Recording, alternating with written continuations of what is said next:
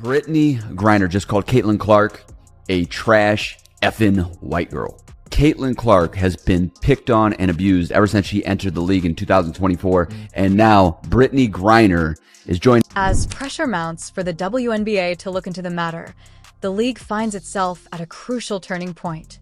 Brittney Griner, center for the Atlanta Dream, after a contentious incident involving the Indiana Fever.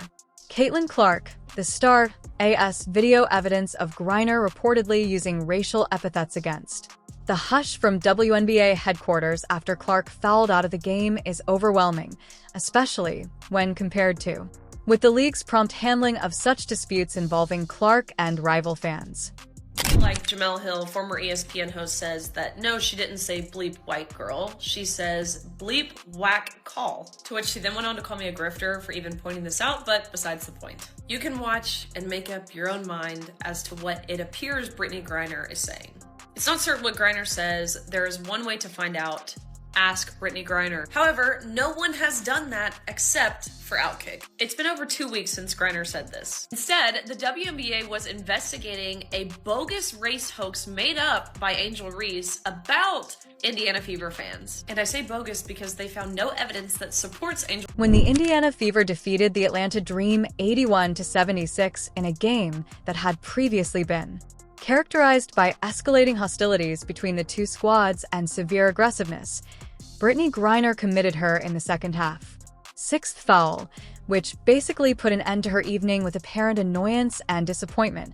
As the scene was captured on video, social media gurus and lip readers instantly recognized what seemed to be Griner calling Clark trash. What many saw as effing white chicks came next.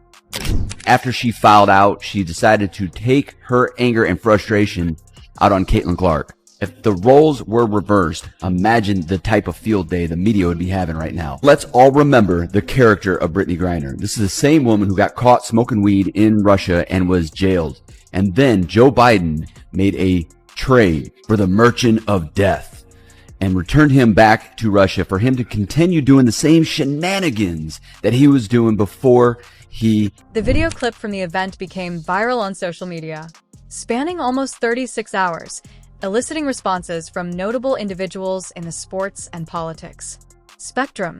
This incident's timing turned out to be especially important in light of Clark's larger freshman campaign and the unheard of attention she has given women's basketball. Before she ever came along, there were a lot of outstanding basketball players who happened to be black females that was doing their thing on the WNBA level.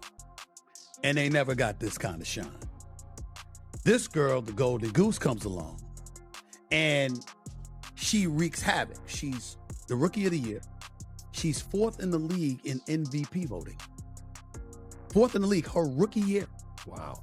Outstanding. With games showcasing the former, Clark's influence on WNBA viewing has been nothing short of revolutionary. An average of 1.178 million people watched the Iowa Stars games, compared to just 394,000 when she wasn't there. This 199% viewing difference highlights how crucial Clark has become to the league's financial success and popularity. And also, news just came out.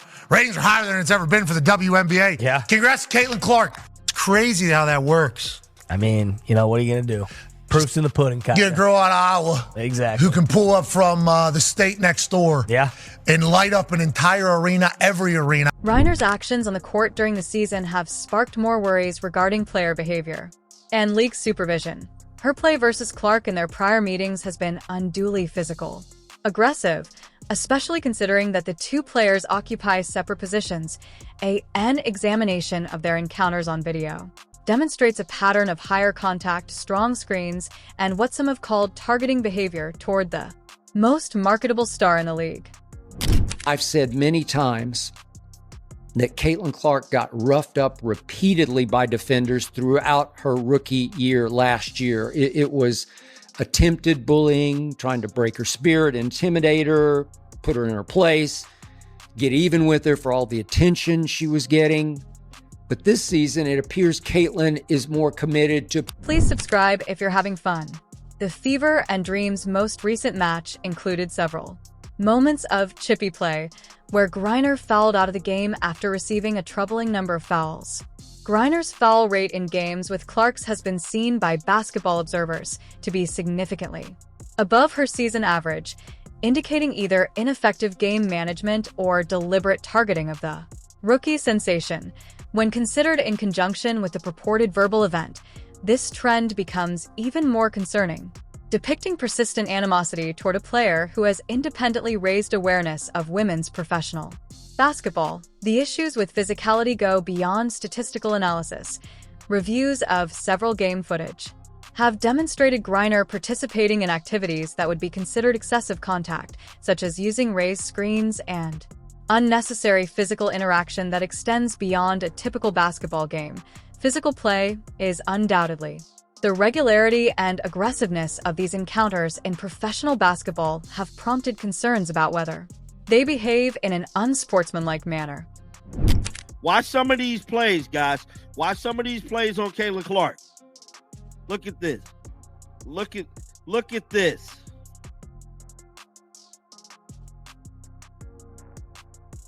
See that?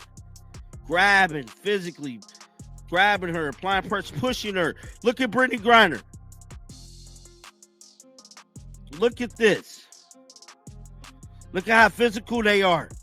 Now, granted, Kayla Clark has been in the weight room this season, but I'm telling you right now, there is only so much your body can take, man.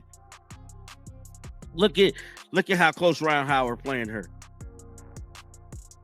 This is the most detrimental part of the whole dispute has probably been the WNBA's radically different response in contrast to earlier inquiries concerning Clark and claims of improper behavior. A few weeks prior to the Griner incident, the league began a thorough investigation into allegations that Chicago Sky forward Angel Reese was the target of racist taunts from Indiana Fever supporters. That inquiry, which lasted over 2 weeks, finally discovered no proof to support the accusations.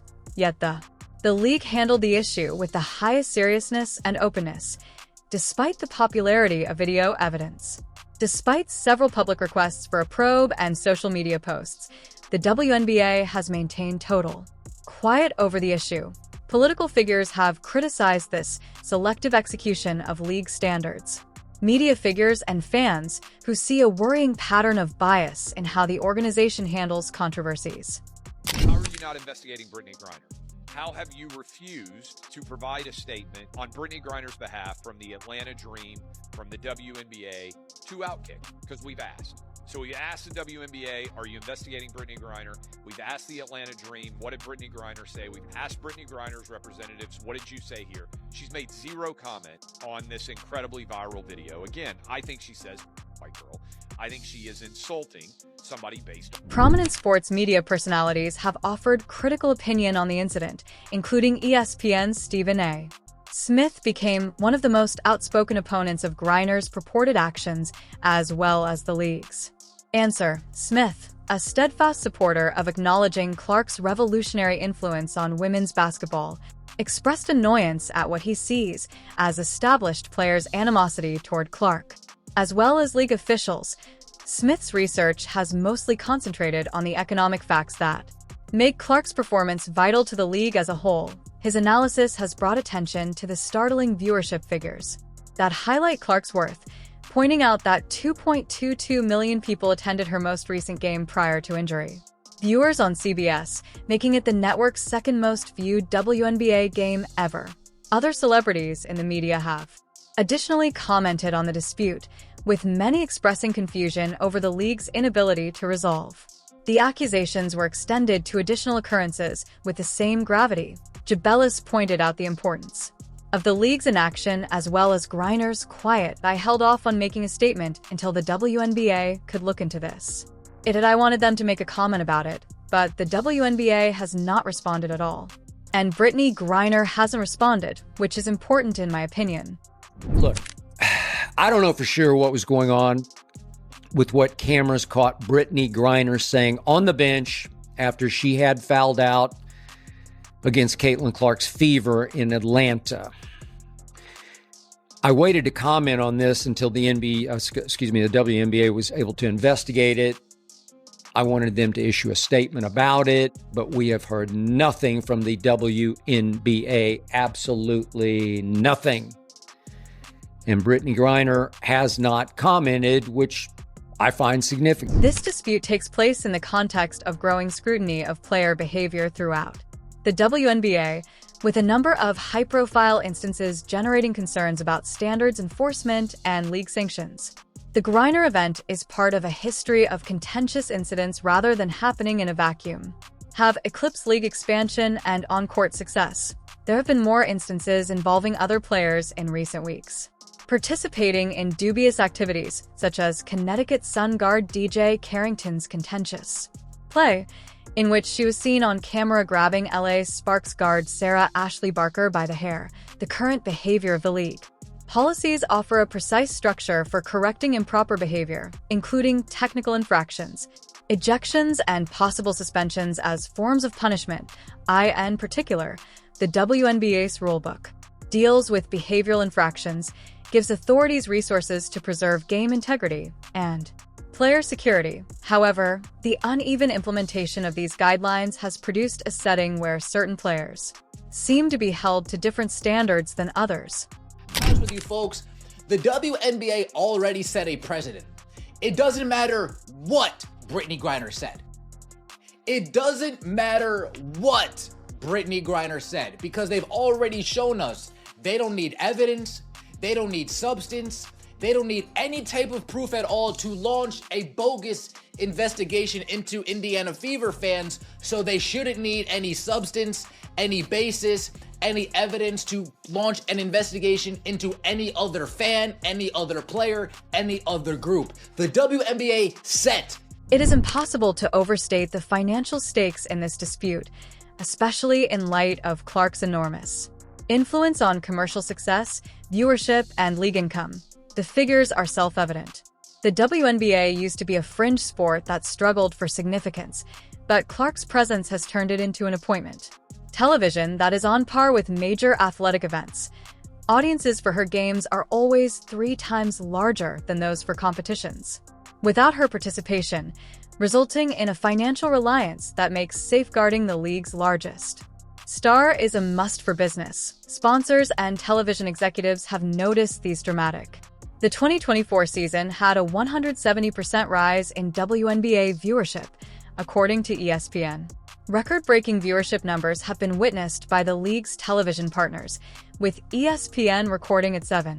Clark's debut season saw the highest WNBA viewership numbers ever, due to its commercial success, into real advantages for all participants, such as better travel conditions and chartered flights that, for more than 20 years, the league had been unable to supply. In fact, ticket sales are down 70% in many places. The Fever played the Mystics 2 nights ago. The cheapest ticket before her injury was announced was $41, okay? The cheapest one. After her injury was announced and people knew that she wasn't going to be playing, the lowest ticket price dropped to $3. This is the Caitlin Clark effect. The WNBA doesn't quite realize what they have in Caitlin Clark. She is the absolute golden goose, the golden ticket. She is the pot of gold at the end of the rainbow. They must Failure to safeguard this investment could have far-reaching effects. Seasons or games. The number of viewers has drastically decreased when Clark has been hurt or unable to play, dramatically exposing the brittleness of the league's newly discovered popularity. Point 1. Permitting contentious incidents. Allowed fester without enough investigation or responsibility runs the danger of upsetting Clark and her sizable fan base. Introduced to basketball for ladies, considering the growing body of data, public pressure, and established precedent. According to earlier league inquiries, the WNBA has an uneven